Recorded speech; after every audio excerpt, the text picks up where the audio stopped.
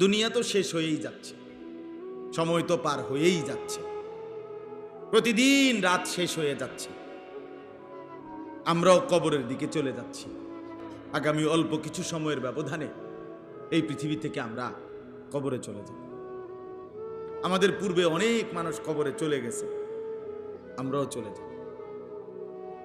আমাদের কোনো রাত দুইবার আসে না, কোনো দিন দুইবার আসে না। হাদিসে আছে, আল্লাহর নবী সাল্লাল্লাহু আলাইহি ওয়াসাল্লাম বলেন, প্রত্যেকটি ভোর যখন হয়, সকাল হয়, তখন সেই সকাল পৃথিবীবাসীকে ডাক দেয়, ইয়া ইবনা আদম আনা খালকুন জাদীদ ওয়া আলা আমালিকা শাহীদ। হে বনি আদম, আমি নতুন সৃষ্টি, আজকের ভোর আমি নতুন করে আল্লাহ আমাকে সৃষ্টি করেছেন। আমি গতকাল না, আমি আজ, আবার আমি আগামীকাল না, আমি আজ। আজ আর আজ গতকাল না, আজ আগামীকাল না, আজ আজই। আমি নতুন সৃষ্টি, ওয়া আলা আমালিকা শাহীদ, আর আমি আজকের সারা দিনে তোমার সমস্ত কাজের সাক্ষী। তুমি যাই করবা সারা দিনে আমি সময়ের উপরেই করতে হবে, আমার উপরেই করতে হবে। আমি সাক্ষী, আমি সাক্ষী আছি, আমি আল্লাহর কাছে বলবো, প্রতি সেকেন্ড সেকেন্ড বলবো। কাজেই ফাতাযাওয়াদু মিন্নি, আল্লাহর নবী বলেন, সময় বলে যে হে বনি আদম, তুমি আমার থেকে আখিরাতের পুঁজি গ্রহণ করো। ফাইন্নী লা আউদু ইলা ইয়াউমিল কিয়ামা। হ্যাঁ, সময় বলে, বিশ্বাস করো বান্দা, আমি আর কিয়ামত পর্যন্ত কোনোদিন ফিরে আসব না, আর আসব না কোনোদিন। 30শে সেপ্টেম্বর 2024 রোজ সোমবার আর কোনোদিন হবে না। হবে আগামী বছর 30শে সেপ্টেম্বর আসবে, সেটা কি 2024? কত? আগামী সপ্তাহে সোমবার আসবে, কিন্তু সেটা কি 30শে সেপ্টেম্বর? না, সেটা তো অক্টোবর মাস। তাইলে এই জন্য আল্লাহ নবী সাল্লাল্লাহু আলাইহি সাল্লাম বলছেন এটা, যে তুমি বনি আদমকে ডাক দেয় সময়, সন্ধ্যাটা ডাক দেয়, সকাল ডাক দেয়। কি পরিমাণ হায়াত, কি পরিমাণ সময় আমাদের জিন্দেগি থেকে চলে যাচ্ছে, কি চমৎকার সময়। রাসূলুল্লাহ সাল্লাল্লাহু আলাইহি ওয়াসাল্লাম বলছেন, নি'মাতানে মাগবুনুন ফীহিমা কাসীরুম মিনান নাস। দুইটা নিয়ামত এমন আছে, থাকা অবস্থায় সবাই ধোঁকা খায়, কদর করে না। এই দুইটা নিয়ামত যখন আসে, থাকা অবস্থায় সবাই ধোঁকা খায়, অর্থাৎ আরে আসে অনেক সময়, এই থাকা অবস্থায় কদর করে না। নবীজি বলেন সেই দুইটা নিয়ামত কি? আল্লাহ নবী সাল্লাল্লাহু আলাইহি ওয়াসাল্লাম বলেন, একটা হলো as-sihhatu, সুস্থতা। সুস্থতা, সুস্থ যখন আছে মোটেই পরোয়া করে না, আল্লাহর ইবাদত, আল্লাহর গোলামি, আল্লাহর বন্দিগি করতেই চায়। যখন করার ইচ্ছে করে তখন অসুস্থতায় আর শরীরে কুলায় না। ভালো হইতে চায় ঠিকই, বন্দিগি করতে চায় ঠিকই, তখন আর শরীরের অসুস্থতা, দুর্বলতা আর সায় দেয় না, আর কুলায় তারা। আজকে মনে করেন তোমরা যারা যুবক ভাই, তোমাদের কি সমস্যার কারণে তোমরা আজকে এশার নামাজ পড়ো নাই? কও ভাই, কি সমস্যা ছিল? আমি তো বলতে পারি, এখানে যদি 50 জন ছেলে, 100 জন ছেলে বসে বা দাঁড়ায় সব মিলে, এখানে কমপক্ষে 70-80 জন নামাজ পড়ে না। চেহারাই বলতেছে, বেনামাজির চেহারা দেখলেই চিনা যায়, বেনামাজির চেহারার মধ্যে কোনো দয়া মায়া থাকে না, বেনামাজির চেহারার মধ্যে কোনো ভদ্রতার ছাপ থাকে না। বেনামাজিকে দেখলেই বোঝা যায় এটা অসৎ, বেনামাজিকে দেখলেই বোঝা যায় এটা অসভ্য, বেনামাজিকে দেখলেই বোঝা যায় এটা গাদ্দার, বেনামাজিকে দেখলেই বোঝা যায় এটা ঘাটতেরা, এটা বেয়াদব। এটা সাধারণ বেয়াদব না, সবচেয়ে বড় বেয়াদব, আসমানের নিচে জমিনের উপরে সবচেয়ে বড় বেয়াদবকে, যার কপাল আল্লাহর জন্য সিজদা দেয়। মনে রাখবেন এটা। তার চাইতে বড় অসভ্য আর কেউ হয় না। হ্যাঁ হ্যাঁ, এটাই সত্য। তার চাইতে বড় গাদ্দার আর কেউ নেই বেনামাজির চাইতে। কেন বলে, কেন হুজুর? কারণ হলো সে যার নাফরমানি করে তো জানতেন কারণ না, সে এত বড় কুল কায়নাতের মালিক আল্লাহ, উনি তাকে বলছে নামাজ পড়তে, সে তার কথাকে পাত্তা দেয় না। কত বড় গাঁডুয়া, কত বড় বেয়াদব, চিন্তা করে দেখেন। এটা কি সাধারণ মেম্বার চেয়ারম্যানের কথা উড়াই দিছে? আপনি কথাটা ভাবেন না, এটা কি একটা মেম্বার চেয়ারম্যানের কথা হালাই দিছে নাকি? একটা এমপি মন্ত্রীর কথা উড়াই দিছে নাকি? কার কথা? এ কি ছোটখাটো গাদ্দার? এ কি ছোটখাটো বেয়াদব? এ তো শক্ত বড় বেয়াদব। এই জন্য ভাই, নিজের চিনো কমপক্ষে, আত্মপরিচয়ও যদি না থাকে, ইনসাফের সাথে ভাবা উচিত। আত্মসম্মান প্রত্যেকের একটা বড় নিয়ামত, আত্মমর্যাদা, নিজের সম্মান। এই জন্য আমরা বললাম আর কি, আজকে ওই মোবাইলের কথাটা আমি এই জন্য বলছি ভাই, সারাটা সময় নিয়ে যদি মোবাইলটা নিয়ে ব্যস্ত থাকে আর দিলে জমে না কিছু, এই জন্য আমি এটা একটু কঠোরভাবে বলি আর কি। এই মোবাইলটা হাতে ধরে, যারা হাতে ধরে রেকর্ড করে তারা একটা শব্দ বোঝে না, একটা লাইন কথা সে বোঝে না, কিছুই বোঝে না। তার জেহান পুরা কাজ করে মোবাইল, একটু পরবেটার ঘুরায়, এই করে সেই করে, এটা মানে তার জেহানে মাথা ঘুরায় এটা, যে আমার এটার মধ্যে উঠতেছে কিনা। তো এটার মধ্যে উঠলো, পৃথিবীর সব ওয়াজ এটার মধ্যে উঠছে, তো এরপরে কথা বলেন না, পৃথিবীর 1 কোটি বক্তার ওয়াজ আছে আপনার মোবাইলে, তো তারপরে কিছে? হ্যাঁ, আমি বেনামাজি বেনামাজি, আমি চরিত্রহীন চরিত্রহীন, আমি বখাটে বখাটেই, আমি দুশ্চরিত্র দুশ্চরিত্রই রয়ে গেলাম। তো কি ফায়দা হইলো এতে? আমার লাভ কি আসলো ভাইয়া? এই জন্য দয়া করে ওলামায়ে কেরামের কথা সামনাসামনি শুনলে বরকত, শুনলে মনোযোগ দিয়ে শুনলে বরকত। বান্দা যখন একটু মনোযোগী হয়, একটু আল্লাহর দিকে ঝুঁকে আসে, আল্লাহ কোরআনে বলছে আমি আল্লাহ নিজে আগায়া আমার বান্দাকে হেদায়েত দিয়ে ফেলি। হ্যাঁ হ্যাঁ, এটা কোরআন। ওয়াহদি ইলাইহি মান ইউনিব, আল্লাহ বলেন যে আমার দিকে ঝুঁকে আসে, আমি রব্বুল আলামিন তার চাইতে এগিয়ে আমি তাকে হেদায়েত দিয়ে দেই। কিন্তু আমি দেখি বান্দা আমার দিকে ঝুঁকছে কিনা, বান্দা আমার প্রতি কিছুটা মনোযোগী কিনা। বান্দা যদি আগ্রহী হয়, বান্দা যদি মনোযোগী হয়, আমি আল্লাহ হেদায়েত দেই। ইন্না ফি যালিকা লাযিকরা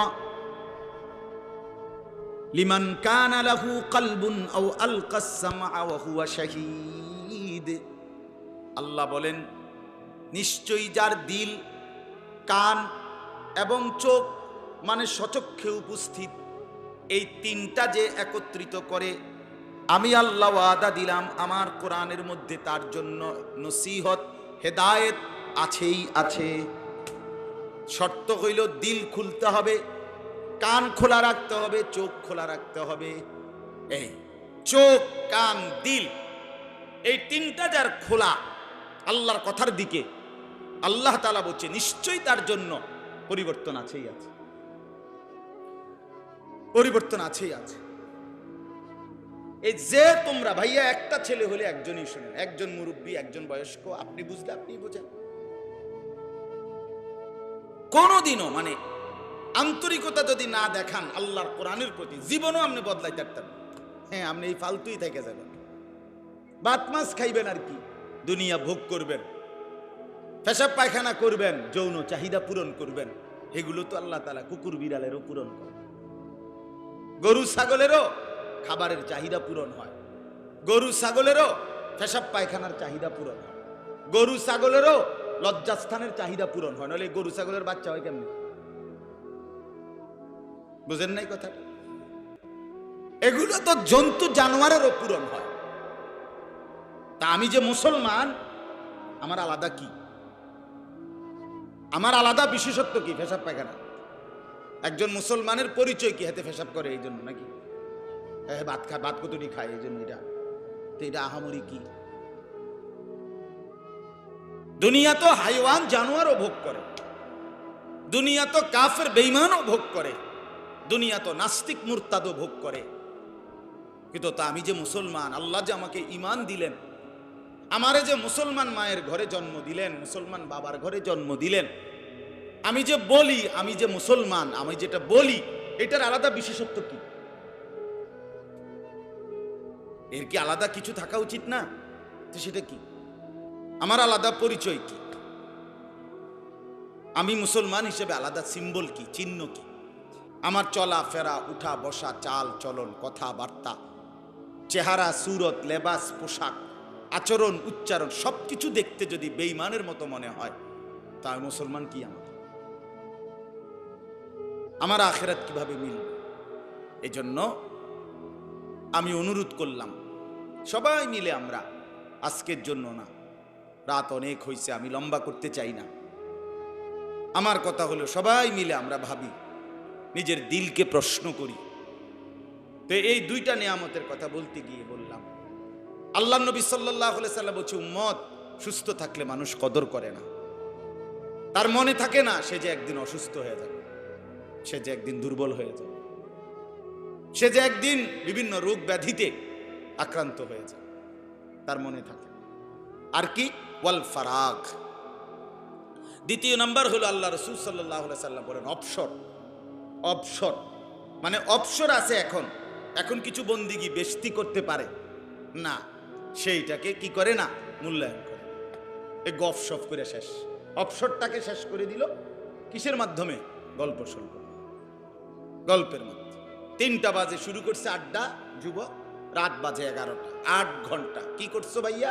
এই বন্ধুদের সাথে ঘুরছি, আড্ডা দিছি। আস্তাগফিরুল্লাহ, 8 ঘন্টা মানুষ আড্ডা দেয়। কি আড্ডা দিলা?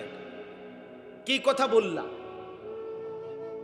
কিসের উপরে ঘুরলা? বয়স্ক লোক এই চা দোকানে 3 ঘন্টা, 2 ঘন্টা বসে আছে। কি করলেন চাচা? না এমনি বই আসিলাম।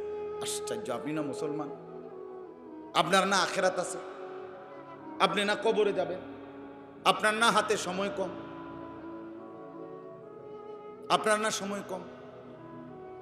রাসূলুল্লাহ সাল্লাল্লাহু আলাইহি ওয়াসাল্লাম বলছেন, একটি সাগরের মধ্যে কেউ যদি আঙ্গুলের, হাতের আঙ্গুল দিয়া আঙ্গুল চুবায়, তো আঙ্গুলের অগ্রভাগে যে পানিটুকু লাগছে, এটা তো সাগরের এক সাইড টানা হয়ে গেছে, ঠিক না?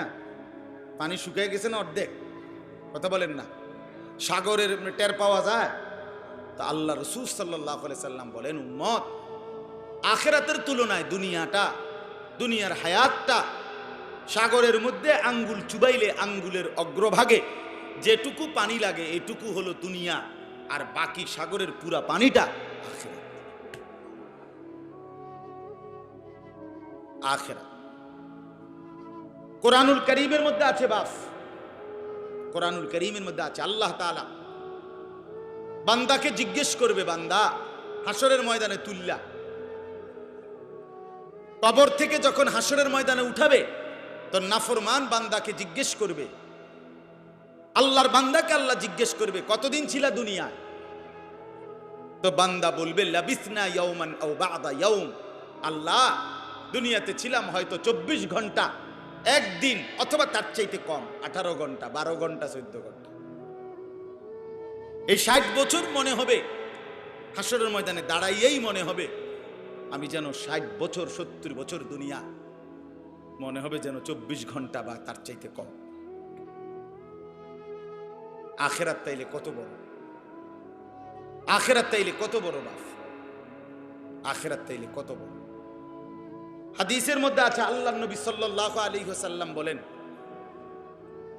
মনে করেন নবীজি উদাহরণ দিছে যে একজন ব্যক্তি 60 বছর 70 বছর এক টানা পুরা হায়াত কোনোদিন দুঃখ দেখে নাই, কোনোদিন এক বিন্দু দুঃখ পায় নাই, কষ্ট পায় নাই, কিন্তু আল্লাহর নাফরমানিতে জিন্দিগিটা কাটাইছে, কোনোদিন আল্লাহর একটা হুকুম মানে নাই, কিন্তু কষ্টও পায় নাই। এই ব্যক্তিকে আল্লাহ তাআলা ফেরেশতাদেরকে দিয়ে বলবে, ফেরেশতা আমার এই বান্দাটাকে জাহান্নামের চারদিকে একটাবার শুধু বাহিরটা ঘুরাইয়া আনবা, আর আনার সময় জাহান্নামের দরজার মধ্যে 10টা সেকেন্ডের জন্য জাহান্নামের দরজার বাহিরে তারে দাঁড় করাইবা, শুধু যেন 10 সেকেন্ড 1 সেকেন্ড জাহান্নামের একটু গরম বাতাস তার বুকটার মধ্যে যেন একটু লাগে, এই লাগাইয়াই লইয়া আইবা বাহিরে থেকে। কসম আল্লাহর, এটা হাদিস।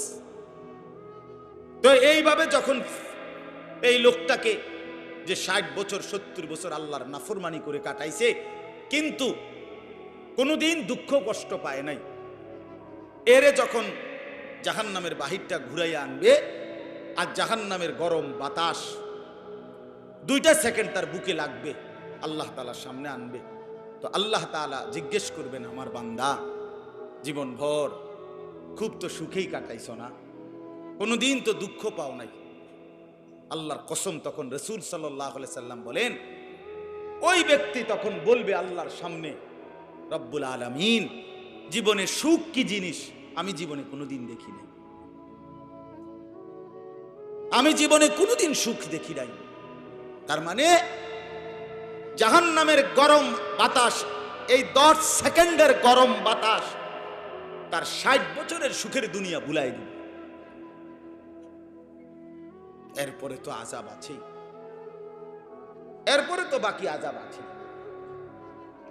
এজন্য দয়া করে আমরা ভাবতে শিখি, নিজের হাতে নিজের আযাব, নিজের মুসিবত, নিজের আখিরাত কেন বরবাদ করব? কেন? কি লাভ?